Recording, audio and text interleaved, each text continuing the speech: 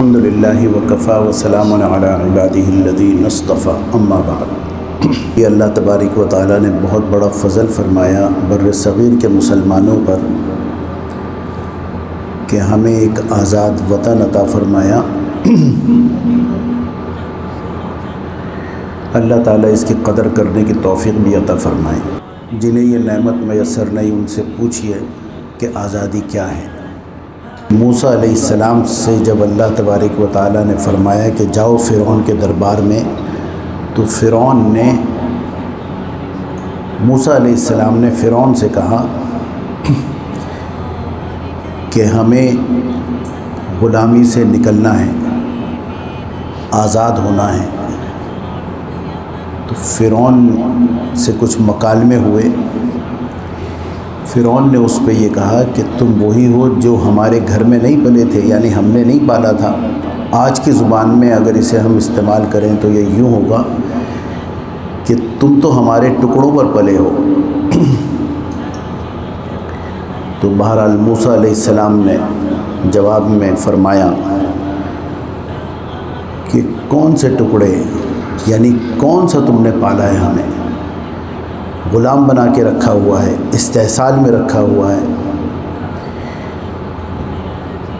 اور یہ جو باتیں عرض کی جاتی ہیں کہ قرآن حکیم ایک بہت گہری کتاب ہے، اللہ کا کلام ہے، میرے دوستو اس کے الفاظوں پر غور کرنا چاہیے۔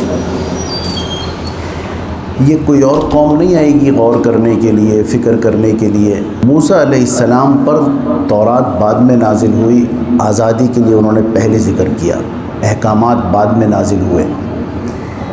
پہلے ذکر فرمایا اللہ نے آزادی کا، اور جب قوم جاگ جاتی ہے تو پھر ہوتا کیا ہے میرے دوستو؟ پھر اللہ تبارک و تعالیٰ سمندروں میں راستے بنا دیتے ہیں، بشرط یہ کہ قوم جاگے اللہ کے لیے اور اس کے نبی کے لیے۔ اللہ نے سمندر میں راستہ بنایا موسیٰ علیہ السلام کا، اور اس کی اتنی قدر کی گئی پھر کہ آپ صلی اللہ علیہ وسلم 10 محرم کو روزہ رکھا کرتے تھے، اور فرمایا کہ یہ میرے بھائی موسیٰ کی آزادی کا دن ہے، ان کی قوم کی آزادی کا دن ہے۔ یعنی یہ اتنی بڑی اللہ کی نعمت ہے کہ اس پر رسول اللہ صلی اللہ علیہ وسلم روزہ رکھا کرتے تھے۔ اور پھر اس کی بقیہ تفصیل بھی ہے کہ جب پتہ چلا یہودی بھی اس دن روزہ رکھتے ہیں تو آپ صلی اللہ علیہ وسلم نے پھر خالف الیہود، یہودیوں کی مخالفت فرمائی، اور 9 اور 10 یا 10 اور 11 کا روزہ رکھنے کا کہا۔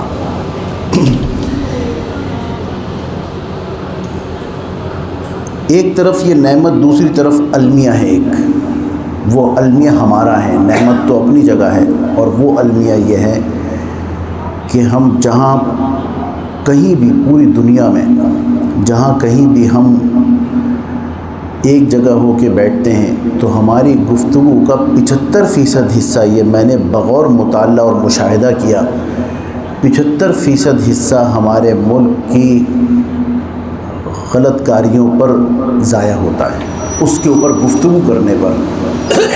ملک ایسا ہے ویسا ہے، قدر بھی کرنی چاہیے۔ ساری چیزیں غلط نہیں ہیں، ہوں گی بہت ساری، سڑکیں ٹوٹی پھوٹی ہیں، بجلی کا نظام درست نہیں ہوا ابھی تک، پانی کا نظام درست نہیں ہے، یہ اپنی جگہ ہے۔ یہ جو اس کوفت سے گزرتا ہے وہ سمجھتے ہیں، کہنے کے لیے تو بڑا آسان ہے، کوئی بات نہیں، لیکن بات بھی ہے۔ مگر اس سے بڑی بات یہ ہے کہ الحمدللہ ثم الحمدللہ دین سلامت ہے۔ باہر بھی دین ہوگا، ہے، یقیناً ہے، الحمدللہ اللہ تبارک و تعالیٰ کا دین ہے، باہر بھی ہے، لیکن وہاں پر دین آٹے میں نمک کے برابر ہے، یہاں بے دینی آٹے میں نمک کے برابر ہے۔ جب کبھی اذان کی آواز سنے، نہ چاہتے ہوئے ایک مسلمان پورے دن میں نہ چاہتے ہوئے صرف ان الفاظ کو اگر دہرا لے، اور یہ سنت بھی ہے، یعنی آپ صلی اللہ علیہ وسلم نے فرمایا بھی ہے کہ تم جب مؤذن اذان دیا کریں اللہ کی پکار کیا کریں تو تم وہی الفاظ کہا کرو، اللہ کے یہاں تمہارا بھی وہی درجہ ہوگا۔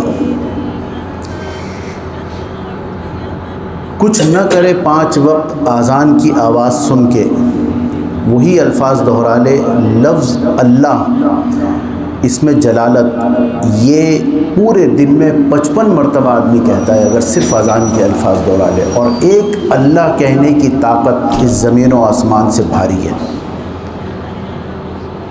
یہ اللہ کی صدائیں ہمارے کانوں میں آ رہی ہیں، ہم ناقدری کریں یہ ایک الگ بات ہے، لیکن بہرحال اللہ نے تو ہمیں یہ توفیق عطا فرمائی ہے۔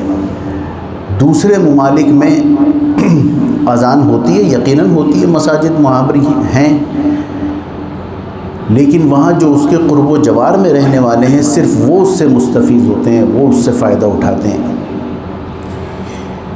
عام طور پہ دور دور مساجد ہیں، سب سے بڑا نقصان یہ کہ آدمی فرض نماز سے گیا، جماعت سے گیا، فرض کی جماعت سے گیا، اور یہ بھی مشاہدے میں ہے، آپ حضرات کے بھی مشاہدے میں ہوگا، اہل علم حضرات بیٹھے ہوئے ہیں کہ جی رمضان آتا ہے ہم سب جمع ہو جاتے ہیں، رمضان آتا ہے تو ہم ایسے کرتے ہیں، عید پہ ہم سب اس طرح سے مناتے ہیں، اپنے تہوار ایسے مناتے ہیں، یہ سب ہوگا، لیکن یہ مسلمانوں کا کوئی طرہ امتیاز نہیں ہے کہ وہ اس طرح مناتے ہیں۔ جہاں پر اقلیت ہوگی انہیں ایک ساتھ رہنا پڑے گا، یہ مجبوری ہے ان کی، انہیں اپنے بچوں کو ایسی جگہ لے جانا پڑے گا، یہ مجبوری ہے ان کی، ورنہ وہ ہاتھوں سے نکل جائیں گے۔ یہاں پر بھی اقلیت ہیں، آپ جائیے وہاں پر ان کا ایک منظم نظام ہے، اب اس کو وہ یہ کہیں کہ ہم کتنے منظم ہیں، تو منظم ہونا پڑے گا، اقلیت ہوتی ہے منظم، مسلمان جہاں اقلیت میں وہاں پر ظاہر ہے کہ یہ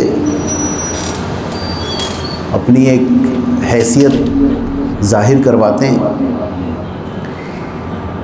پاکستان میرے دوستو کیسے بنا؟ بزرگ حضرات جانتے ہیں کیا قربانیاں دی گئیں، کم و بیش 6 لاکھ اور بعض جگہ 10 لاکھ افراد کا قتل عام ہوا، یہ کوئی کھیل تماشا نہیں تھا۔ دیواریں برلن گری، مشرقی اور مغربی جرمن ایک ہوئے، کوئی ہلاکتیں نہیں ہوئی، اکا دکا کوئی ایک خبر آ گئی۔ اس کی تقسیم میں اتنے مسلمانوں کا کٹ جانا اور اتنی محنت کے بعد یہ ملک حاصل ہونا اور اس کے بعد اس کی ناقدری کرنا، میرے دوستو یہ بھی ایک عذاب کی شکل ہے۔ قائد اعظم محمد علی جناح، ہم چونکہ نہ تاریخ سے، ہمارا ایک طالب علم تاریخ سے بھی اس کو لگاؤ نہیں ہے، اس کو آج کے دور میں انسٹاگرام، ٹک ٹاک، واٹس ایپ اور سوشل میڈیا سے فرصت نہیں ہے، اور پورا دین اب اس کے اوپر چل رہا ہے، سوشل میڈیا پہ پورا دین چل رہا ہے، ہم نے تو یہ سنا ہے۔ اپنی کوئی عقل نہیں، اپنا کوئی ذہن نہیں، اپنی کوئی تعلیم نہیں، ہم نے یہ سنا ہے، یہ آیا تھا اس میں، بڑی اچھی بات ہے۔ تو عمومی طور پہ یہ بھی کہا جاتا ہے قائد اعظم نے کون سا ایسا کمال کیا، مسلمانوں کو منتشر کر دیا، اور پھر اس کی فگر بھی بتائی جاتی ہے۔ ظاہر ہے اہل علم حضرات ہیں، دانشور ہیں، وہ اپنی فہم و فراست کے مطابق بات کرتے ہیں، لیکن دوسری طرف ایک اور اس کا رخ ہے بڑا عجیب و غریب، اور وہ یہ ہے کہ یہ نعمت ہمیں ملی ہے رسول اللہ صلی اللہ علیہ وآلہ وسلم کی ہدایت پر۔ یہ بہت سمجھداری کے ساتھ اور ذمہ داری کے ساتھ میں یہ بات آپ حضرات سے عرض کر رہا ہوں۔ وہ کیسے؟ قائد اعظم محمد علی جناح نے ایک خواب دیکھا کہ آپ صلی اللہ علیہ وسلم خواب میں تشریف لائے۔ قائد اعظم نے باغ میں ٹہلتے ہوئے یہ خیال ظاہر کیا کہ مسلمان منتشر ہیں، پریشان ہیں بر صغیر کے، کوئی الگ ریاست ہونی چاہیے۔ ख्वाब में आप सल्लल्लाहु अलैहि वसल्लम उसी रात तशरीफ़ लाए। उन्होंने कहा जाओ हिंदुस्तान और मुसलमानों की क़यादत संभालो। कायद आज़म ने तलाश किया किसी अहलुल्लाह को कि जिससे ये मशवरा करें। अल्लामा शब्बीर अहमद साहब उस्मानी रहमतुल्लाह अलैह से उनका राब्ता हुआ। उन्होंने उनसे कहा, लेकिन साथ में एक वसीयत फरमाई कि मेरी हयात तक इस ख्वाब का ज़िक्र किसी से न करना। अल्लामा शब्बीर अहमद उस्मानी रहमतुल्लाह अलैह ने इस ख्वाब का ज़िक्र एतमाद में लेते हुए चौधरी फजल हक से किया और फिर यूँ कायद आज़म वापस आए हैं इंग्लिस्तान से, और आने के बाद यहाँ पे उन्होंने बागडोर संभाली। ऐसे ये वतन हमें मिला, इसके पीछे वो ख्वाब भी था। ये भी जहन में रहना चाहिए। जब ज़्यादा इस मुल्क के बारे में तला आजमाई करें या नेगेटिविटी जहन में आए तो ये भी ख्याल करना चाहिए, इससे तक़वियत मिलेगी। हालात तो हम सही नहीं कर सकते, चींची कर रहे हैं, शोर मचा रहे हैं, बिजली का निज़ाम सही हो जाएगा।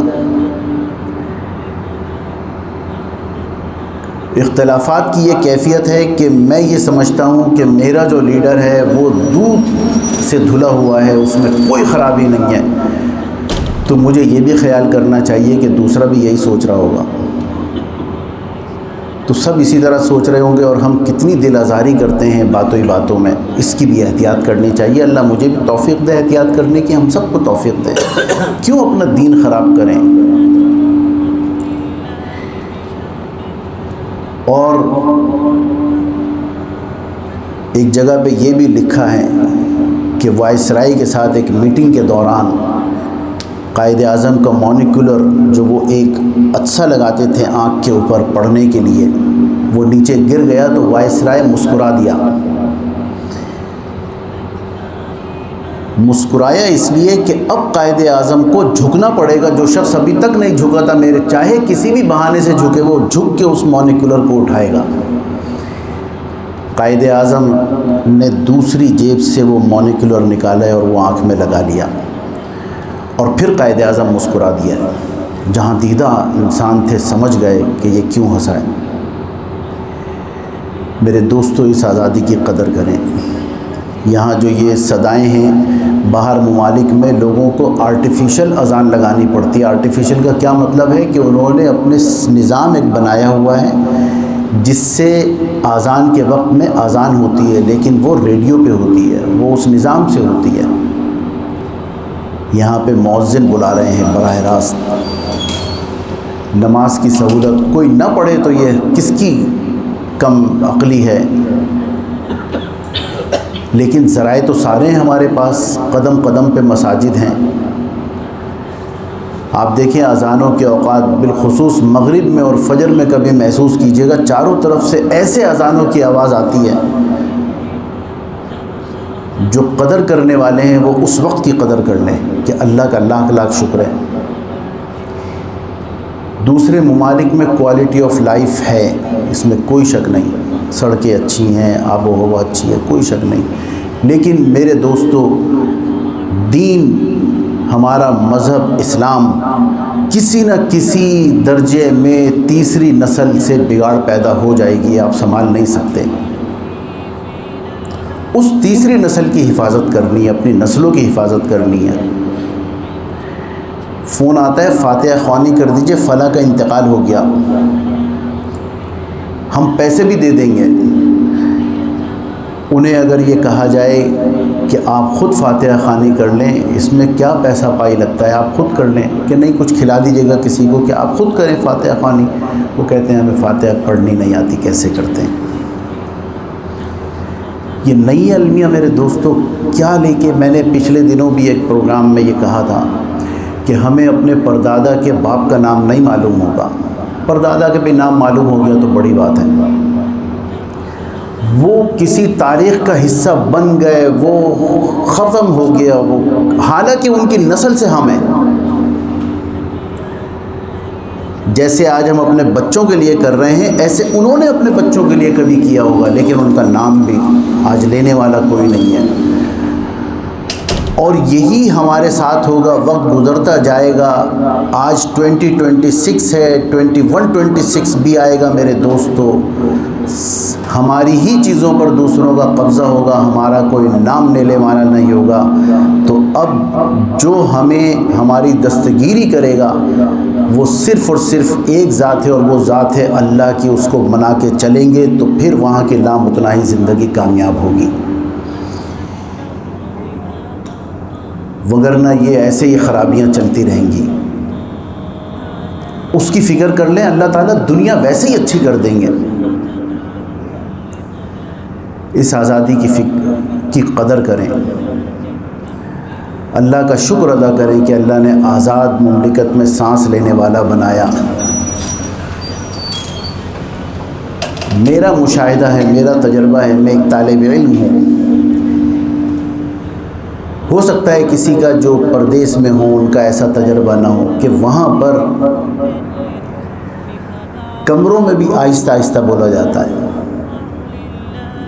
وجہ اس کی یہ کہ دوسرے دو چیزیں ہیں، یہ بھی ڈر ہے اور یہ بھی بہت اچھی بات ہے کہ برابر والے ڈسٹرب نہ ہوں، اس میں کوئی شک نہیں، انسانیت کا خیال۔ لیکن دوسری طرف یہ بھی خیال ہے کہ وہ میونسپل کو فون کریں گے تو ہم پہ کوئی جرمانہ نہ لگ جائے۔ یہاں پر جو طریقہ ہے وہ بھی غلط ہے۔ میں آپ سے عرض کر رہا ہوں کہ بالکل پیرلل نظام ہے، یہاں پر جو طریقہ ہے وہ بھی غلط ہے کہ باہر ڈیک رکھ کے اپنی خوشیوں کا اظہار کیا جا رہا ہے، برابر والے کی فکر نہیں ہے۔ ہم کوئی دینی محافل بھی مائک پر اس طرح کر رہے ہیں کہ کوئی برابر میں، کوئی اسی جگہ پڑوس میں کوئی بیمار ہے وہ متاثر ہوگا، پڑھنے والا ہے وہ متاثر ہوگا، اس کی بھی ہمیں فکر نہیں ہے۔ یہ آزادی بھی ٹھیک نہیں ہے۔ تو بین رہیں، اور یہ سب جب ہوگا میرے دوستو جب اللہ تعالیٰ کی محبت اور اس کا خوف ہوگا، چونکہ نہ محبت ہے اور نہ وہ خوف ہے جو ہونا چاہیے، تو پھر دوسرے سے بات کرتے ہوئے بھی احتیاط ہو اگر وہ خوف ہوا۔ حضرت ابو ہریرہ رضی اللہ تعالیٰ عنہ سے مروی، اور ایک روایت میں حضرت عائشہ صدیقہ رضی اللہ تعالیٰ عنہ سے مروی ہے، القول البدیع میں ہے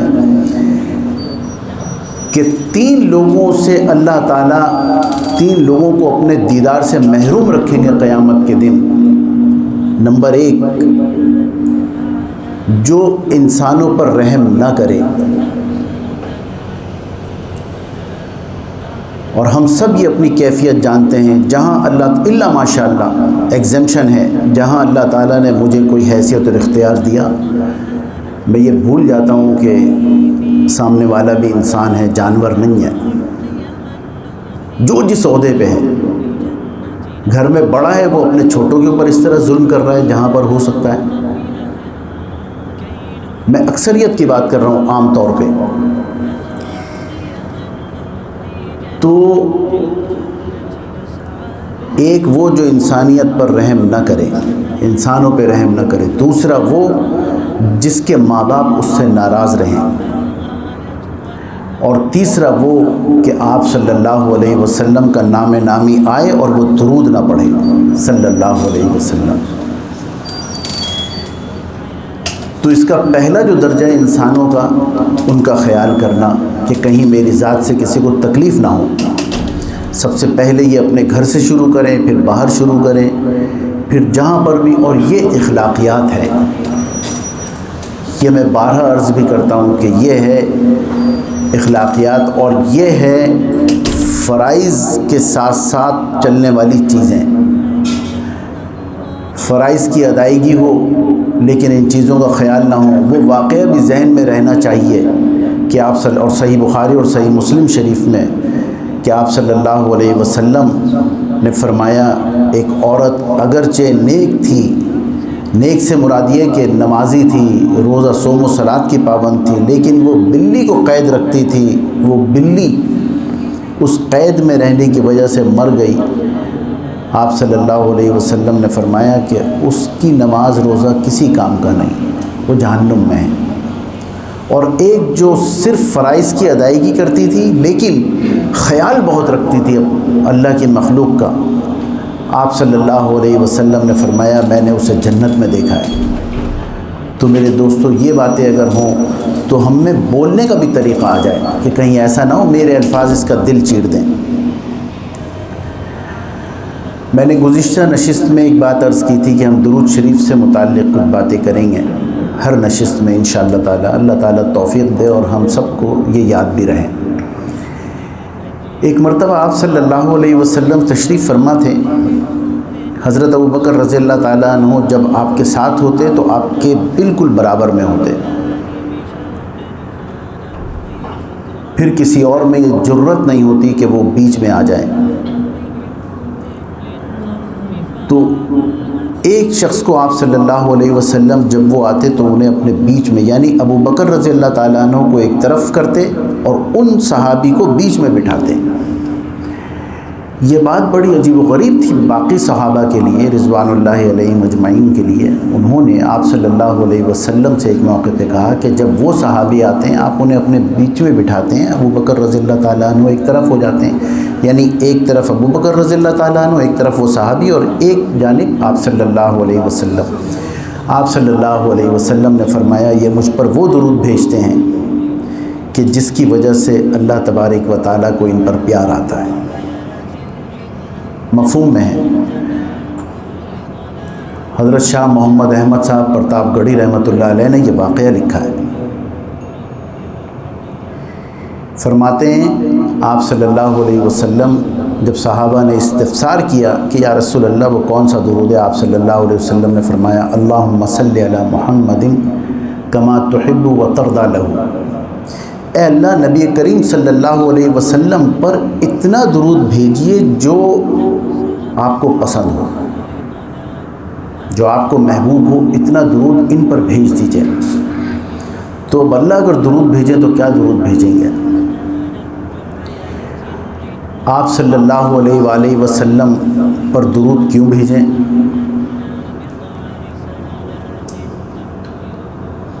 ووٹر ہے، سپورٹر ہے، وہ اپنے لیڈر کے لیے مر کھپ جاتا ہے، محنت کر رہا ہے، کوشش کر رہا ہے، بینر لگا رہا ہے، نعرے لگا رہا ہے، انتظامات کر رہا ہے، سب کچھ، اور کل یہ وزیر بن گیا جس کے لیے وہ محنت کر رہا ہے اپنے لیڈر کے لیے، وزیر بن گیا۔ اس ووٹر کا ایک کام ہے،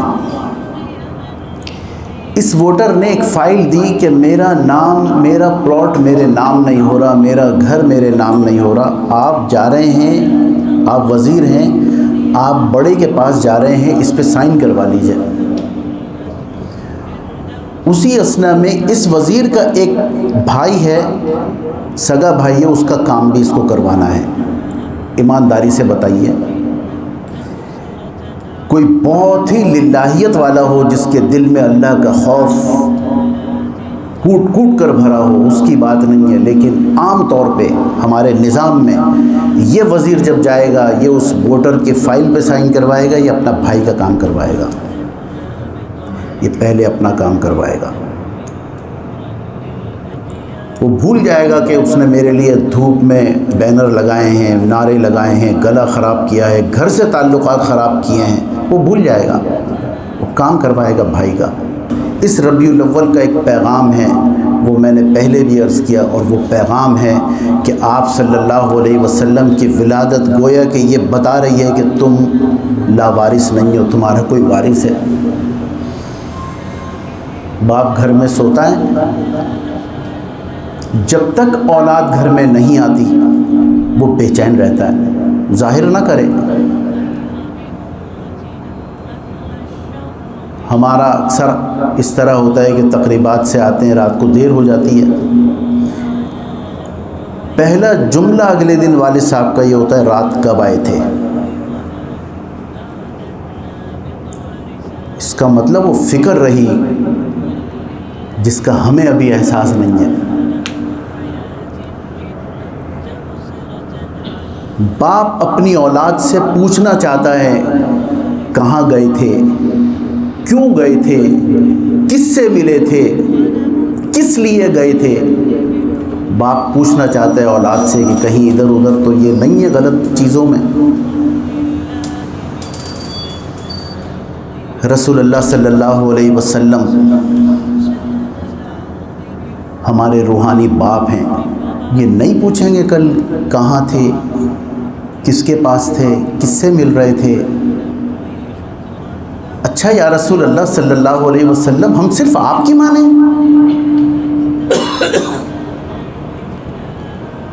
نہیں، صرف میری نہ مانو، میرے اصحاب کی مانو، جو میرے طریقے پہ ان کی مانو۔ یہ رسول اللہ صلی اللہ علیہ وسلم اللہ تعالیٰ کے دربار میں ہیں۔ پہلا مکالمہ ہوا التحیات للہ والصلوات والطیبات۔ آپ صلی اللہ علیہ وسلم گھلے جا رہے ہیں، غم میں ہیں۔ صحابہ نے کہا یا رسول اللہ آپ متفکر رہتے ہیں ہر وقت۔ آپ صلی اللہ علیہ وسلم نے فرمایا مجھے امت کا درد ہے، میں امت کی فکر میں ہوں کہ یہ جہنم میں نہ چلے جائیں۔ یہ رسول اللہ صلی اللہ علیہ وسلم کو ہم سے محبت۔ انسان کس لیے کرتا ہے ساری محنتیں میرے دوستو؟ تین چیزیں ہیں، چوتھی کوئی چیز نہیں ہے۔ اگر کسی کے ذہن میں ہو تو وہ چوتھی بھی شامل کر لے، اس سے باہر نہیں جا سکتا۔ نمبر ایک، کسی طریقے سے اسے دولت مل جائے۔ مکہ کے عمائدین آئے، کفار آئے، سردار آئے، انہوں نے کہا اے محمد ہم ایک پلڑے میں آپ کو اور ایک پلڑے میں جتنا آپ کا وزن ہے اس کے برابر سونا رکھ دیتے ہیں، وہ آپ کو دیتے ہیں، آپ اس دعوت سے باز آ جائیں، اللہ کی طرف بلانے سے، ہمارے معبودوں کو برا کہنے سے باز آ جائیں۔ پہلی چیز، سب کچھ دولت کے لیے کرتا ہے آدمی۔ دوسری چیز، عہدے کے لیے کرتا ہے، میں بڑے سے بڑا آدمی بن جاؤں کسی بھی طرح، چاہے کسی کے سر کے اوپر چڑھ کے جانا پڑے، مجھے کوئی عہدہ مل جائے۔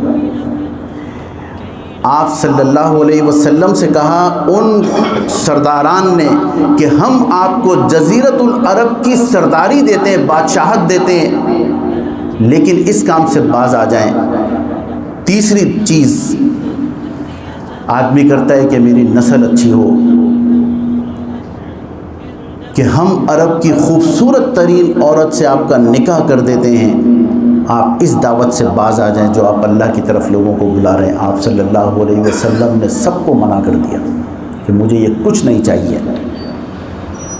معجزات آپ سنتے ہوں گے، اکثر علماء معجزات بتاتے ہیں رسول اللہ صلی اللہ علیہ وسلم کے۔ کیا محبت کی تھی اللہ تبارک و تعالیٰ نے آپ صلی اللہ علیہ وسلم سے، اسی لیے اللہ نے قرآن حکیم میں فرمایا قُلْ إِن كُنتُمْ تُحِبُّونَ اللَّهَ فَاتَّبِعُونِي يُحْبِبْكُمُ اللَّهُ۔ تم ان سے محبت کر لو، میں تم سے محبت کروں گا۔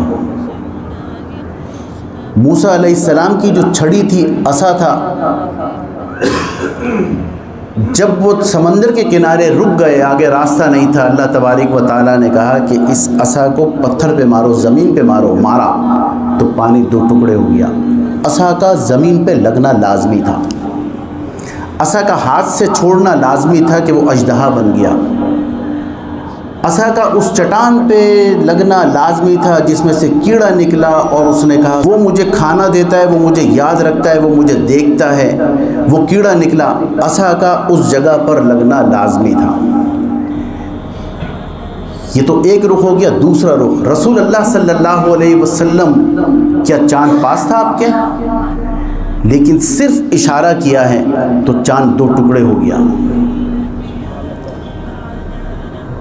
یہ ہے اللہ کی محبت۔